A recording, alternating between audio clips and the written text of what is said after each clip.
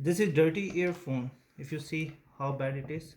So the best way is clean is take a toothpaste on a rag or on a tissue. Grab it like this.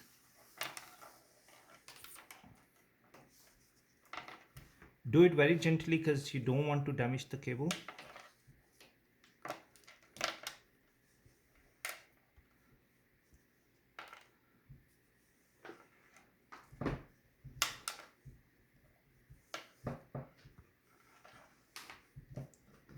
Look, it's getting clean.